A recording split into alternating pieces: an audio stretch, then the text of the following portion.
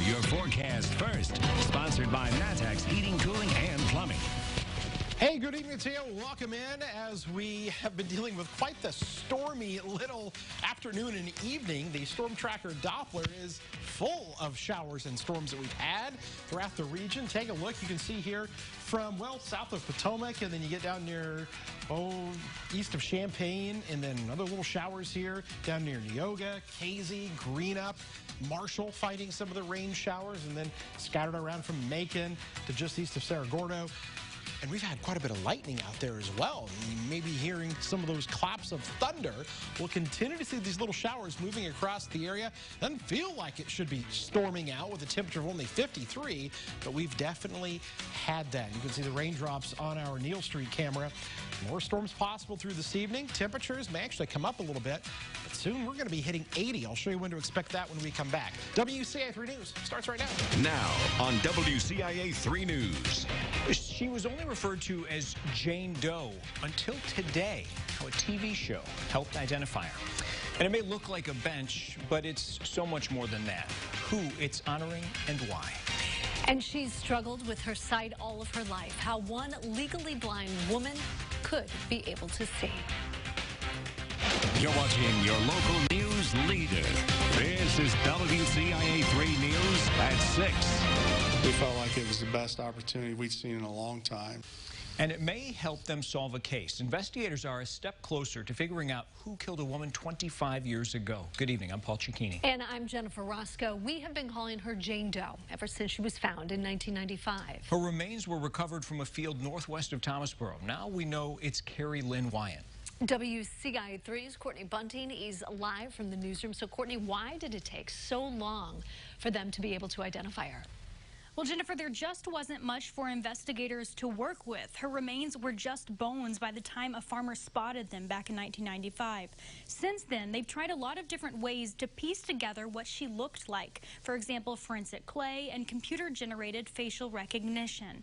But it was genetic genealogy that helped connect the dots. That's a method Champaign County Coroner Dwayne Northrup said he'd been wanting to try for a while. It would have cost the department about $7,000 to do. But they got an offer from a true crime show producer. That producer said if they could do an episode about the case when and if it's solved, they'd also cover the costs of the genetic extraction. We jumped at the opportunity and said, sure, if you can do it. So we again sent off some of the remains, had the DNA extracted, and then they went to work on the genetic genealogy. They had it submitted to the open source genealogy databases and started working from there when they had some hits. And with the profile they created, investigators were able to figure out Wyatt's name. They pinpointed places where she used to work, and they have a list of businesses sprawling from Galva in northwestern Illinois to Texas. Investigators also tracked down Wyatt's parents. They hadn't seen her since 1985 and had no idea what happened to her. She also had 4 siblings who hadn't seen her. Investigators are asking anyone who knows anything about her to call them. We have their number up on our website. Live in the newsroom, Courtney Bunting, WCIA 3, your local news leader. Heartbreaking news to her parents. All right, thank you. Now, Wyatt was last known to be living in Kewanee, that's in northwest Illinois. She went to high school in Galva, but never graduated. We have a detailed list of the places she worked at between 1989 and 1993 on our website. The Decatur police chief is sharing his perspective on the spike in crime and what the city is doing about it.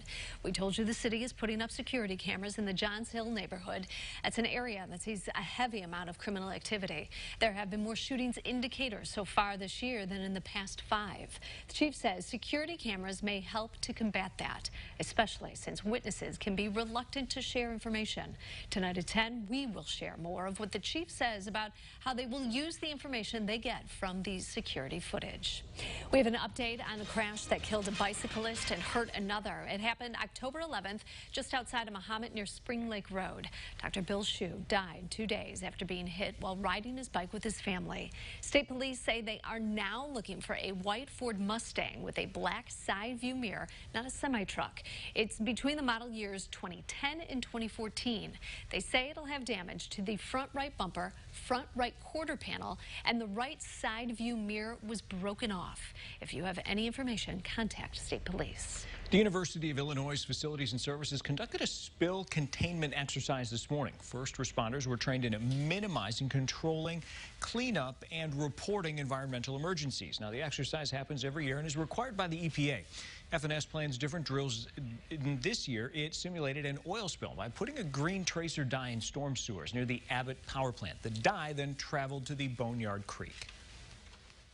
Part of the plan with the EPA is for that team to do exercises, and that was today's exercise was to meet that requirement, but also, training to ensure that we are prepared in the event of an actual spill. The next exercise will be in July. Here's an update on the Landmark Hotel in Urbana. The City Council gave the developers a year extension to start renovations on the building. Icon Hospitality bought the hotel in January with the intention to turn it into a Hilton Tapestry. The developers say the pandemic and stay-at-home order delayed their start date. The council approved that date to be delayed until July 1st. Icon Hospitality plans to open the hotel at the end of 2022. And another date has been pushed back. This one is the court case over the contested Macon County Sheriff's race. Both sides are still trying to figure out which ballots are still contested. The trial date was set for Thursday. It's instead been moved back to next Tuesday. Protests this year inspired an ordinance in one village. Trustees in Muhammad tonight will decide if large gatherings of people require a permit. They're set to vote on an ordinance that would require advance notice. Groups would have to fill out a form detailing their plans 30 days in advance. The village could also deny the gathering altogether, although an appeals process has been built in. Muhammad was the site of a peaceful protest against police brutality this summer. Trustees may debate if the ordinance violates First Amendment rights. A Boy Scout in Springfield decided to honor two late public servants in Springfield. Now, Frank and Cinda Edwards' names will be memorialized along Lake Springfield. WCIA 3's Cole Henke joins us from Springfield. So, Cole, how did the Boy Scout come up with this idea? Well, junior at Sacred Heart Griffin High School, Will Curry, needed an idea for his leadership service project, so he decided to honor the late former Springfield Mayor Frank Edwards and Sangamon County Coroner Cinda Edwards with a memorial bench and a fire hydrant. Frank and Cinda Edwards died in a small plane crash back in January of this year. The two both served as public officials for years in Springfield. Curry got in touch with the Edwards family through a relative and worked with them to pick out a good spot for the bench and fire hydrant. And they wanted a memorial to Frank and Cinda because they were, as we call it, servants to the community. The bench overlooks Lake Springfield at the Lindsay boat launch. Curry says that the family told him that's where Frank and Cinda would go a lot. And Curry's using this for his Eagle Scout project, and he partnered with the city in order to get the money to get it done. Paul? Definitely a thoughtful way to honor those two public servants. Cole, thanks. Now, Frank Edwards served as the fire chief in Springfield and as a council member before being appointed mayor in 2010. Cinda Edwards was the coroner starting in 2011. One woman is hoping she'll have the chance to see again how her community is trying to give her that gift. Also tonight, it'll be a fight for the Illini to take home the win on Friday. Why fortune just might be on their side.